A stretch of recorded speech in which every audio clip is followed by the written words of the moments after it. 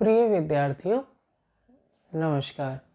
मैं अनिल कुमार नागर, सहायक आचार्य अर्थशास्त्र, MSG कॉलेज भरतपुर, आपका इस वीडियो में स्वागत करता हूं। आज का वीडियो BA पार्ट प्रथम के द्वितीय पेपर से यूनिट C यानी कि तीसरी यूनिट से लिया गया है। यह अध्ययन बिंदु यूनिट C में दिए गए अर्थशास्त्र की विभिन्न समस्याओं के संबंध में से किसी एक से है। हमारे पाठ्यक्रम में अर्थशास्त्र में भारतीय अर्थव्यवस्था की 4 समस्याएं गरीबी, बेरोजगारी, मुद्रास्फीति यानी इन्फ्लेशन और क्षेत्रीय विषमता दी हुई है। आज हम चर्चा करेंगे इन्फ्लेशन की समस्या के बारे में, यानी मुद्रास्फीति की समस्या के बारे में।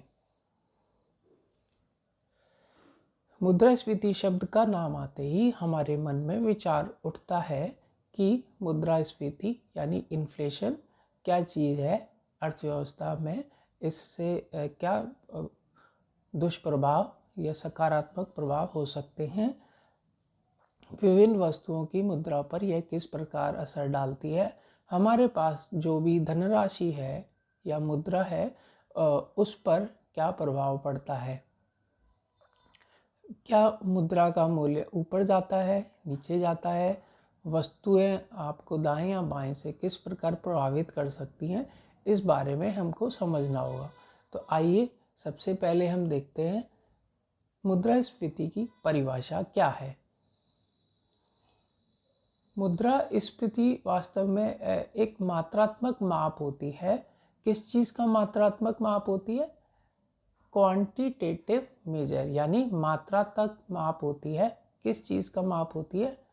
Of the rate at which the average price level, यानी कि सामान्य कीमत स्तर की जो दर है, सामान्य कीमत स्तर की जो दर है of A basket of selected goods and services, यानी कि कुछ चुनिंदा वस्तुओं की जो मात्रा है उसका जो सामान्य कीमत स्तर है उसके लगातार समय के अनुसार बढ़ने की जो दर है उसका मात्रात्मक माप होती है एक निश्चित समय में। यह इन्फ्लेशन होता है। इसको कैसे समझें? समय के साथ चुनिंदा वस्तुओं की मात्रात्मक माप होती है जिसमें कि वृद्धि होती है, वह इन्फ्लेशन कहलाती है।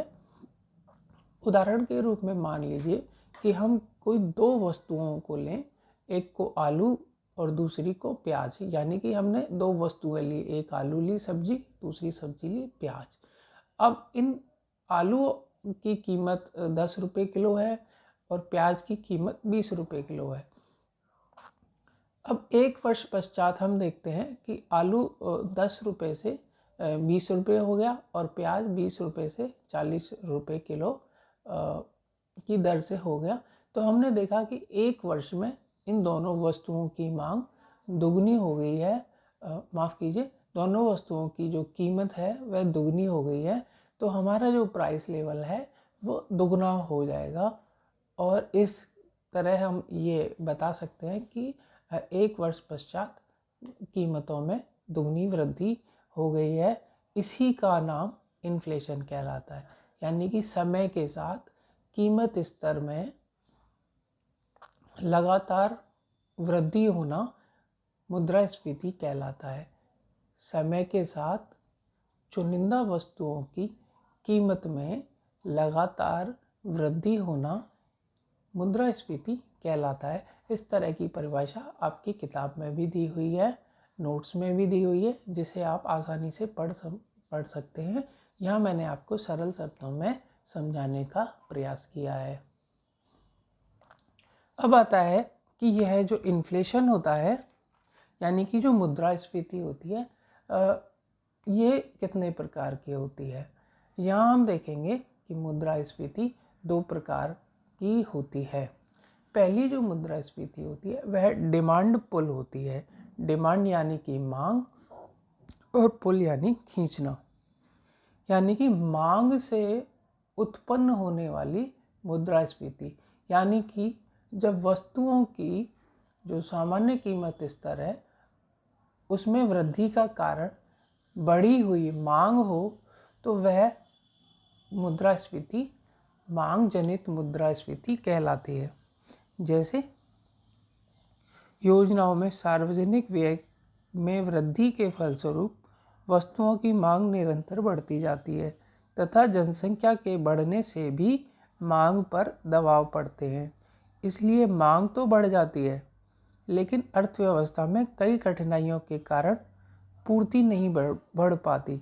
इसको आप ऐसे भी समझ सकते हैं कि कोरोना काल में अचानक से मास्क और सैनिटाइज़र की डिमांड बढ़ जाने के कारण, यानी कि मांग बढ़ जाने के कारण इनकी कीमतों में शुरुआती दिनों में बहुत तेज़ी से वृद्धि हुई, लेकिन धीरे धीरे पूर्ति क्षेत्र में फैक्ट्री में इनका उत्पादन बढ़ने के बाद यह एक सामान्य कीमत स्तर पर आ गए।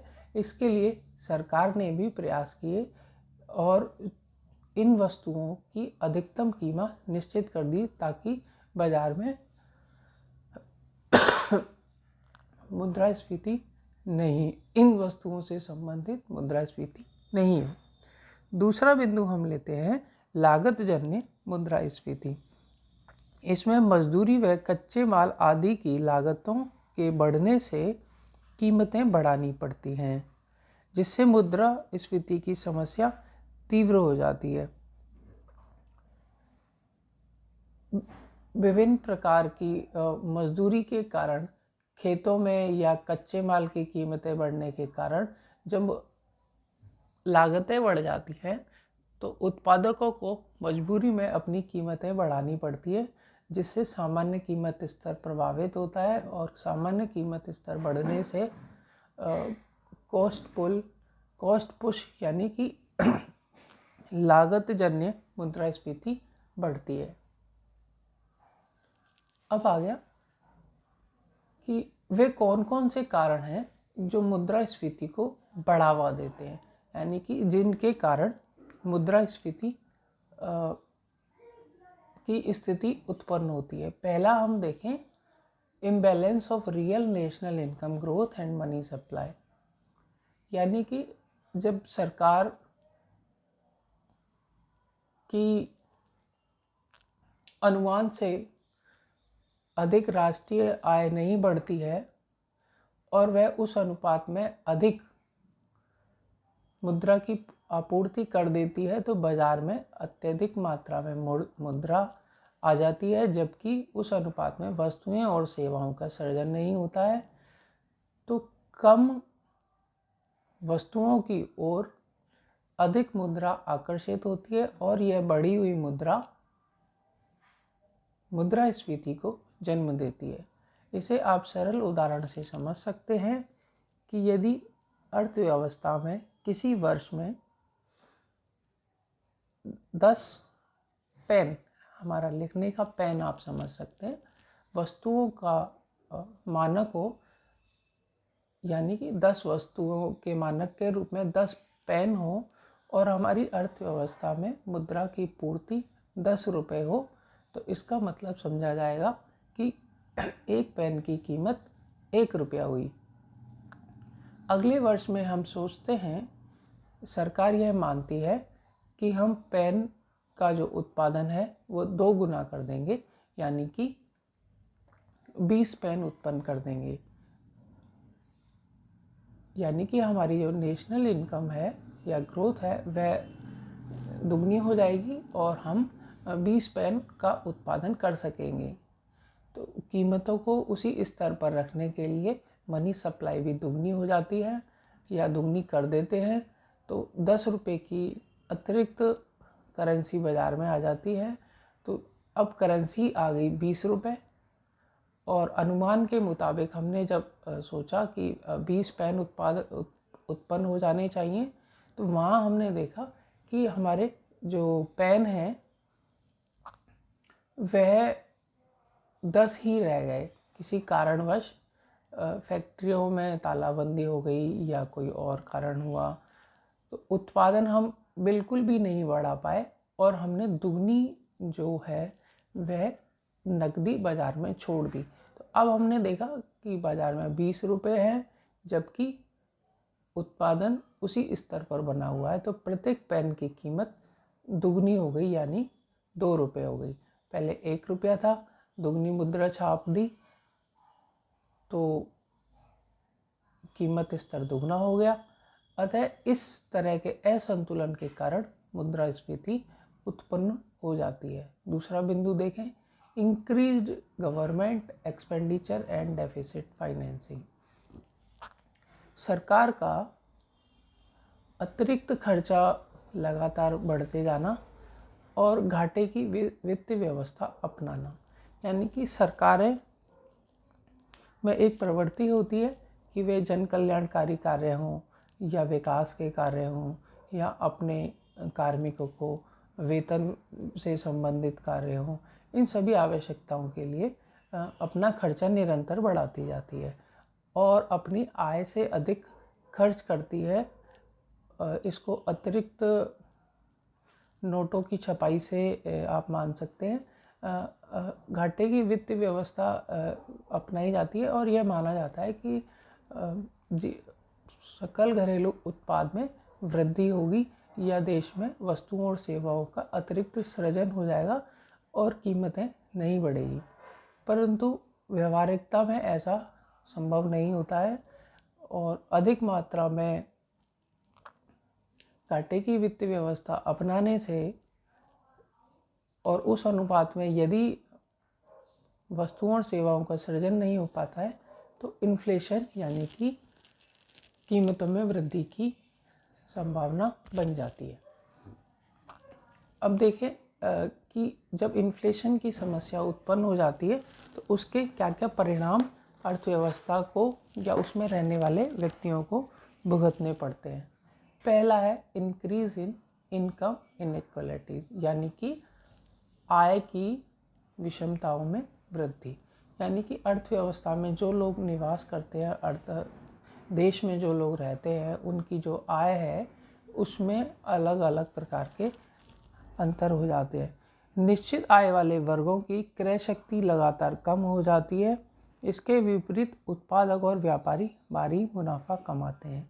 इसको आप ऐसे समझें कि किसी व्यक्ति की आय 5,000 रुपया महीना है, वह किसी जगह कोई मजदूरी करता है या किसी ऑफिस कार्य में लगा हुआ है, तो उसे लगातार 2-3 साल 5 साल तक 5,000 रुपया ही मिल रहा है, तो उस रुपये की जो क्रय शक्ति है वह लगातार कम होती जाती है और मुद्रास्फीति के कारण उसे नुकसान होता है। जबकि जो व्यापारी होते हैं, वह उत्पादक होते हैं, वह कम रुपया लगाते हैं और महंगाई होने के कारण जब वह माल बेचने की स्थिति आती है तो उन्हें बाज़ार में बढ़ी हुई कीमतें प्राप्त होती हैं, तो उन्हें लाभ अधिक मिलता है। बड़े किसान जिनके पास काफ़ी अधिक मात्रा में बेचने के लिए सामान या कृषि उपज उपलब्ध होती है, वस्तुओं की कीमतें बढ़ने के कारण फायदे में होते हैं। वास्तव में सबसे ज़्यादा जो नुकसान होता है श्रमिकों को होता है, क्योंकि उनकी मौद्रिक मजदूरी इतनी नहीं बढ़ती है और वास्तविक मजदूरी में उन्हें कमी महसूस होती है। दूसरा है ऑब्स्टेकल यानी कि बाधाएं। ऑब्स्टेकल यानी कि बाधाएं विकास के लिए, यानी कि विकास में कौन कौन सी बाधाएं आ सकती हैं। प्रोफेसर सी रंगराजन के अनुसार अल्पकाल में मुद्रास्फीति के द्वारा ऊंची समृद्धि दर प्राप्त करना संभव है, लेकिन दीर्घकालिक समृद्धि के लिए कीमतों में स्थिरता जरूरी होती है। आयोजन काल में लगातार कीमत वृद्धि आर्थिक विकास में बाधा सिद्ध हुई है। यह विशेष रूप से योजनाओं पर मौद्रिक व्यय के बारे में लोचहीन दृष्टिकोण के कारण है। एक बार योजना जब अंतिम रूप ले लेती है, उस पर मौद्रिक व्यय की राशि तय हो जाती है, तो कीमतें बढ़ने पर उसमें संशोधन नहीं होता है। इस नीति से यह परिणाम होता है कि विभिन्न परियोजनाएं निर्धारित समय पर पूरी नहीं होती है और लगातार बढ़ती हुई कीमतों से बचत भी हतोत्साहित होती है।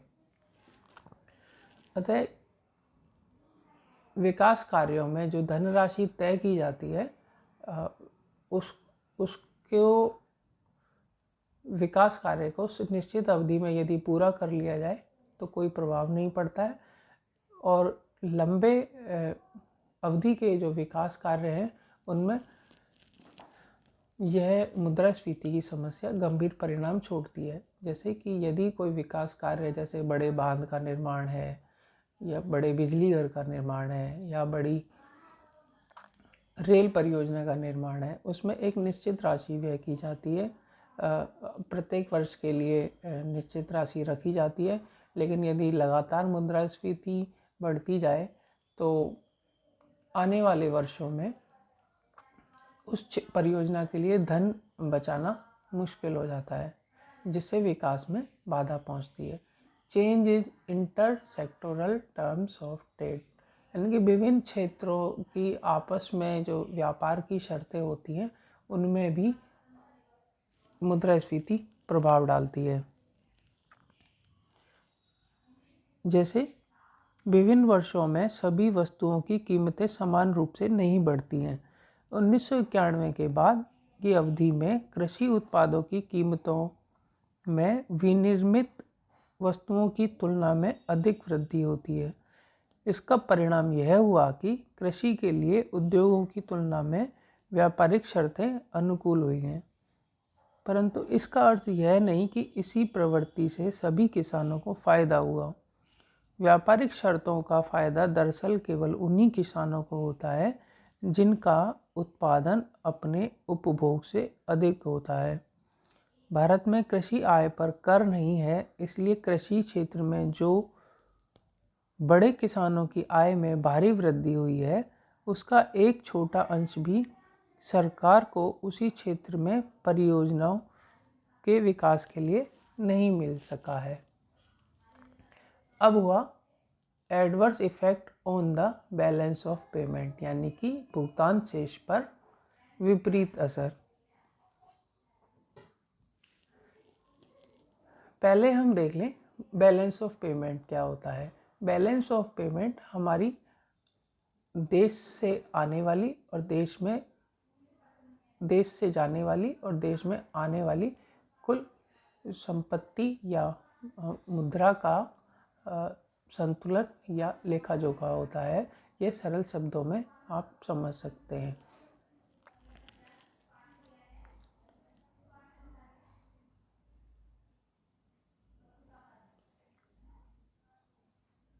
भारत में मुद्रास्फीति से संबंधित भुगतान शेष की दृष्टि से दो समस्याएं उत्पन्न हुई हैं। पहला, उसके निर्यात के लिए विश्व के बाजार में मांग की कमी हुई है। ऐसी स्थिति में निर्यात संवर्धन का काम कठिन हो जाता है।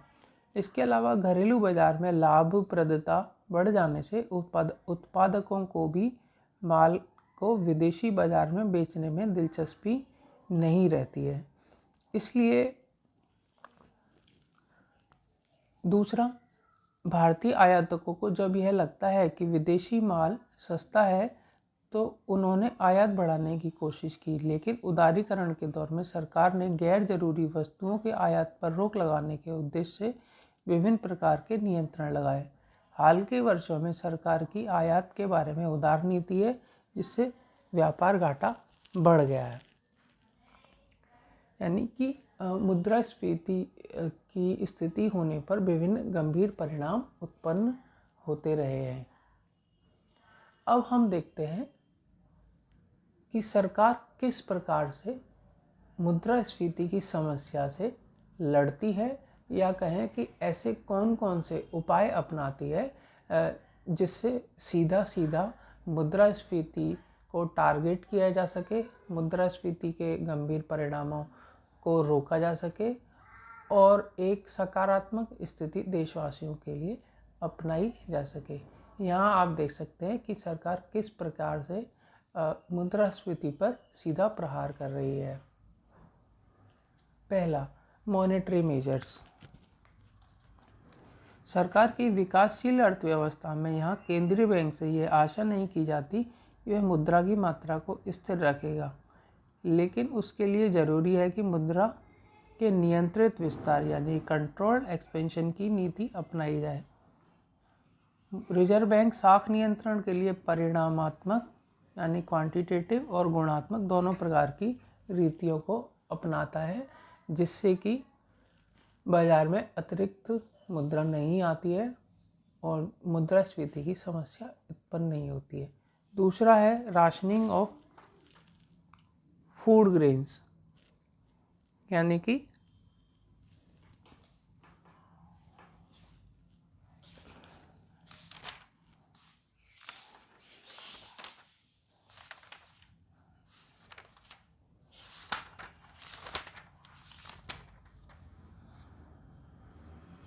इसमें हम देखते हैं कि किस प्रकार सरकार मुद्रास्फीति के विभिन्न दुष्परिणामों को रोकने के लिए उपाय अपनाती है और इन उपायों की मदद से मुद्रास्फीति की समस्या की गंभीरता को कम करने में मदद मिलती है। देश जैसे खाद्यान्नों की राशनिंग, देश में खाद्यान्नों के अभाव को दूर करने के लिए सरकार ने विदेशों से भी समय समय पर खाद्यान्नों को आयात किया है और उन खाद्यान्नों को सस्ते दामों पर चुनिंदा लोगों को पहुंचाया है। जैसे प्याज की कीमतों में वृद्धि होने पर, दालों की कीमतों में वृद्धि होने पर उनकी भंडारण पर रोक लगाना और सरकार द्वारा कम कीमतों पर उपलब्ध करवाना और पर्याप्त मात्रा में सभी लोगों तक पहुंचाना, जिससे कि कीमतें नहीं बढ़ें, राशनिंग कहलाई जाएगी। अब देखें पब्लिक डिस्ट्रीब्यूशन।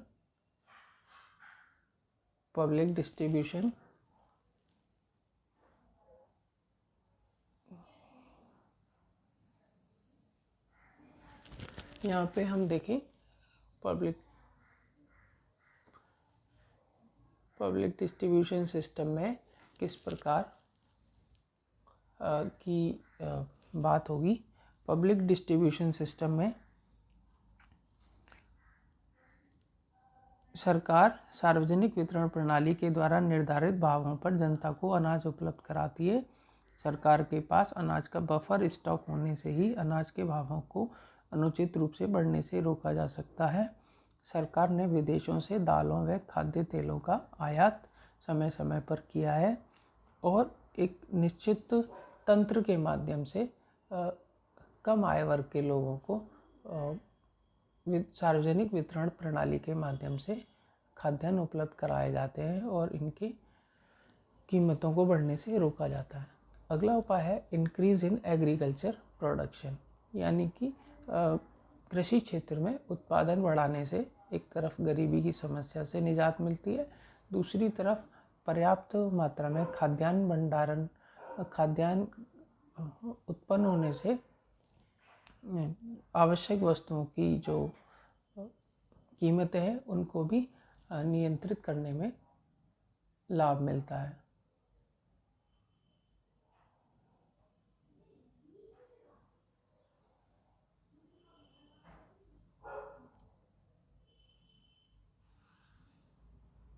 इस प्रकार आज के वीडियो में हमने देखा कि किस तरह से मुद्रास्फीति हमारे अर्थशास्त्र के विभिन्न क्षेत्रों में प्रभाव डालती है और भारतीय अर्थव्यवस्था में यह किस प्रकार से सामान्य से गंभीर स्थिति ला सकती है। यह एक परिचयात्मक या इंट्रोडक्टरी लेसन या वीडियो रहा है। आगे हम इसको रिवीजन के दौरान अन्य बिंदुओं पर चर्चा करेंगे और आपकी क्लास में आपको विभिन्न प्रश्नों के माध्यम से फीडबैक लेंगे और आपको इस संबंध में कोई कठिनाई आती है तो आप क्लास के व्हाट्सएप ग्रुप पर अपने प्रश्न पूछ सकते हैं।